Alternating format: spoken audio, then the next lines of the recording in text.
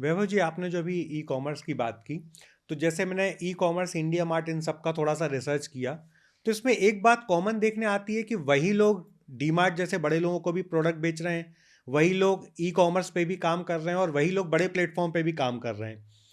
तो जो छोटे बिजनेसमैन है, मेरे जैसे छोटे बिजनेसमैन है, आम आदमी है जो बिजनेस करना चाहता है, वो वहां तक नहीं पहुंच रहे हैं और बाकी लोगों का सब जगह दबदबा है। इसमें क्या गैप है? मैं नहीं हूँ, आपका जितना बड़ा नेटवर्क है मैंने बहुत कम लोगों का देखा है। पहली बात तो ये। दूसरा ये है कि ई-कॉमर्स एक ऐसा प्लेटफ़ॉर्म है जहाँ पे एक छोटा-सा स्टूडेंट भी जो 15, 20, 25 हज़ार रुपए लगा के अपना बिज़नेस स्टार्ट कर सकता है। देखो आज गैप कहाँ पे है कि अमेज़न, फ्लिपकार्ट पे शॉपिंग करना हर किसी को आता है। एक बटन दबाओ आपके घर पे सामान आ जाता है। तो शॉपिंग करना सबको आ गया। बट कितने लोग हैं जिनको अमेज़न, फ्लिपकार्ट के थ्रू सेल करना आता है? बहुत आपकी कम। नीम की दातुन है अगर, वो अगर अमेज़न, फ्लिपकार्ट के थ्रू सेल करनी हो तो वो लोगों को नहीं आता।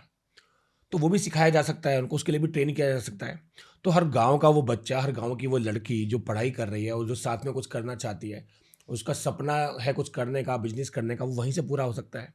ना उसको शहर भागना है, ना उसको कोई बड़ा इन्वेस्टमेंट करना है, ना उसको किसी का कोई बहुत ज़्यादा सपोर्ट चाहिए, ना कोई इंफ्रास्ट्रक्चर चाहिए। वहीं से वो अपनी उड़ान ऊँची भर सकती है। तो ये सब चीज़ें बहुत आसानी से की जा सकती हैं, खाली जानकारी देके लोगों को।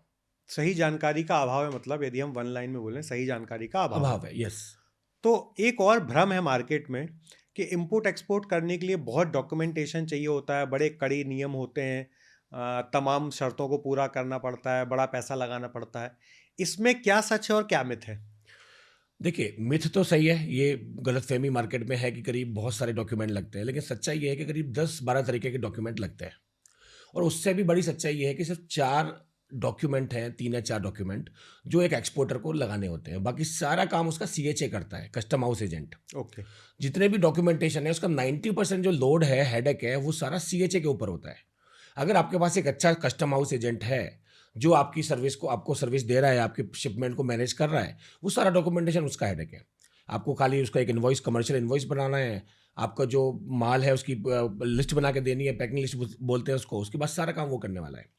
तो डॉक्यूमेंटेशन का लिस्ट बहुत लंबा है, लेकिन वो काम आपका नहीं है। वो ओके। सारा काम आपका कस्टमाइज़ एजेंट करने वाला है, कुछ डॉक्यूमेंट आपका सीए पूरा करने वाला है, कुछ चीज़ें आपके बैंकिंग जो आपका बैंकर है वो करने वाला है। तो आपके पास लोड हार्डली 2-3 डॉक्यूमेंट का रहता है। ओके। तो और एक एक और बड़ा मिथ है मार्केट में कि इंटरनेशनल व्यापार करने में रिस्क बहुत होती है, बहुत पेमेंटें डूब जाती हैं, बड़ा पेमेंट का लफड़ा होता है। उसको भी थोड़ा क्लेरिफाई करिए, क्योंकि इसी डर के कारण लोग बिजनेस नहीं करते हैं। मैं आपको एक एग्जांपल देता हूँ। आपने मान लीजिए एक शिपमेंट भेजा जिसकी वैल्यू है मान लो 15 लाख रुपए। अब शिपमेंट आपने बाहर किसी कंट्री में भेजा, वहाँ पे कोई बायर है उसको भेजा।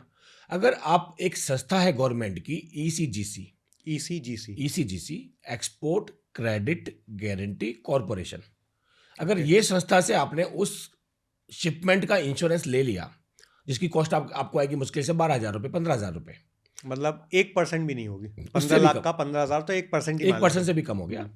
तो वो पूरा शिपमेंट आपका सेफ है। ओके। उसका पैसा ना आए, डूब जाए, कोई फ्रॉड कर जाए, कोई लेके भाग जाए, आपका हेडेक नहीं है। आपको शांति की नींद आनी चाहिए रात को, क्योंकि वो सारा पैसा गवर्नमेंट की जो संस्था है एसीजीसी उसके द्वारा इंश्योर्ड है। ओके। बट लोगों को जानकारी ही नहीं है। अब जो बिना एसीजीसी के माल भेज देगा उसका रिस्क तो आएगा ही। तो प्रॉब्लम ये नहीं है कि मार्केट खतरनाक है या मार्केट में कोई रिस्क है। प्रॉब्लम ये है कि जानकारी की जो कमी है, उसकी वजह से लोग वो सेफ्टी से काम नहीं कर पा रहे हैं। तो वहाँ पे वो गैप है, उसको आपने ठीक करना है।